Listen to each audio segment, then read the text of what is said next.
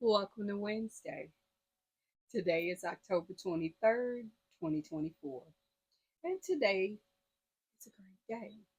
Simple, easy, and breezy. It's a great day. Welcome in to my new subscribers. Welcome back to my regular subscribers. I welcome you and I appreciate you. But most of all, I love you. Thank you for coming in. Um, for those of you that are new, excuse me, you may not know that I have a bit of a routine that I do with my videos, and I'd like to go through that with you today. I start out with talking about my coffee of the day, which whew, this is a mandatory this morning because no, I didn't really want to get up. I was sleepy. So, coffee. Mm. Today's coffee is Folgers Caramel. I added some pumpkin pie spice to the bottom of my cup before I dripped it through the Keurig. I added some pink Himalayan salt to that as well. And please let me be clear. I add pink Himalayan salt to my coffee 90% of the time. I do that because I have to monitor my electrolytes. It's a part of something that my body doesn't retain very well. So electrolytes are important, and I start mine right in my coffee. So there's that. Of course, I had my chai latte protein shake in there as well, and some ice because ice is nice and it's good. It's really good. Um, that being said, I also want to share with you today's weather. We're indoors. We are probably going to be indoors for the rest of the fall and all of the winter because, yeah, I live in the Midwest. Ooh, we don't play with the weather because the weather can be one thing in the morning and something completely different in the evening. Today's weather is currently 59 degrees. Yes, that's front porch weather all day, but no. And it's only supposed to get to 72. We're expecting rain. We were expecting rain yesterday. It chose not to show. So, with the absence of rain, I like to remember that that kind of weather can be dangerous for those of us with respiratory systems that are sensitive to barometric pressure changes. That's a lot of ways of saying your girl wasn't going out there playing. I ain't playing with that weather. That weather can do what it want to do, but it ain't gonna do it on me. Anyway, uh, I also want to give you a quote of the day. Today's quote says, "All wish to possess knowledge, but few, comparatively speaking, are willing to pay the price." And that's by Juvenile. So let me give you a little bit of a laugh. For those of you that know, I am in the process of making 3 ponchos for children under the age of 5. One of them is done, and I'll insert pictures of it. The second one that I'm working on, I promise you, this is for a child under the age of 1. It's a little guy. And I'm sitting there making it. And my daughter sees it and goes, "Oh, is that for me?" "No, it is not for you. You are not getting it. This is not for you." "But it's purple."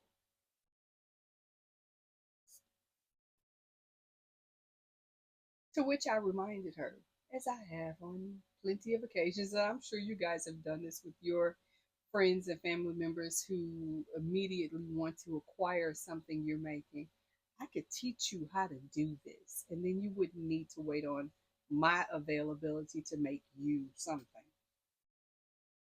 She, of course, reminded me that she is not going to crochet, at least for now. We'll see. She may one day, but for now, she says no. And still, it's a no. I'm not making her a poncho. Not right now. I don't have time. I have too many yummy acquisitions that I've received of late that I am not in any frame of mind to make something for her. She's got sweaters, she's got blankets, she's fine.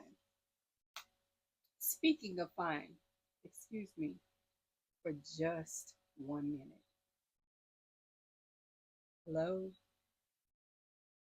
sweetie, how are you today? I really hope you're doing better.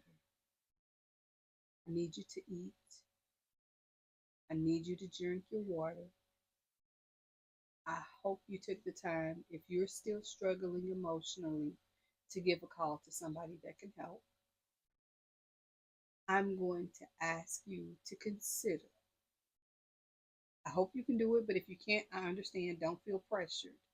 But to consider today a great day, not only to reach out to somebody, but to actually go outside, even if it's for just a few minutes on the backside of your house or apartment and get some air. Just breathe outdoors for a second. I know there's a lot going on. I know you probably feel overwhelmed, and those feelings are valid because you feel them, but it's okay. We will get through this. You're going through something, and I will share with you, so am I. But we're going to get through it. We're going to be okay. We've got each other. We're a team. Let's work together so that we can all feel better. I love you. Do something nice for you today, please. Thank you. Hey guys, thank you for that indulgence. You know, I like to talk to our special friends and let them know they are not alone and that I care. I legitimately and genuinely care about them. I love you too. Don't feel left out. That's not what we do here. We're good. We are so good. So, today, I want to talk to you about the top 10 items that you can make. I'm going to preface this with crochet because I know you can knit some of these things or most of these things. I know you can Tunisian knit some or most of these things. I am speaking from the crochet realm because it's what I do. Yes, I can knit. No, I'm not going to because if I were to knit it, it's going to take too long. I'm going to get frustrated and I'm going to put it down and never going to get made. So we don't want that. We want success. In order to make it successful for me, it's going to be crochet. For you, you do what you do. But remember, there are a lot of organizations that are seriously in need of donated items, such as the ones I'm going to mention. So if you have the extra yarn and the extra time, and you got the talent, even the most basic talent can be helpful in getting these charity organizations the things that they need. Here's a list of 10 items in no particular order. And yes, I asked Dr. Google whether or not these things were a good thing to give. And he replied, yes.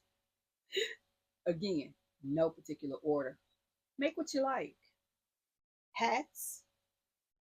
I don't know an organization that I support, for the most part, that wouldn't welcome a bumper crop of hats in order to gift to people in need. Hats are a great thing, especially in a place like I live in where winter is brutal. A hat. And of course, if you can make a scarf, number two. Someone was detected at your front door. There's always someone detected at my front door. Um, a scarf. If you can make a hat and a scarf combo, winner, winner, chicken dinner, you are winning it with me. Number three, mittens. And I say mittens, because mittens are a lot easier to make in crochet than, say, gloves. But I like mittens because the difference between having your fingers together where the heat of your fingers radiate off of each other. Really, Miss Thing, shut up. Anyway, the heat of your fingers radiates off of each other and keeps them warmer. than a set of gloves where each individual finger is covered, but they're not sharing their heat. So you're losing a little bit, not a lot, but a little bit of heat. And the difference between a little and a lot can be the difference between frostbite and not getting frostbite, especially in the really Arctic or very, very cold regions where some of these donated products will end up. Ribbons and poppies. I put them together because they're both a message to others who see those items that this person is supporting or remembering a particular topic or a particular situation.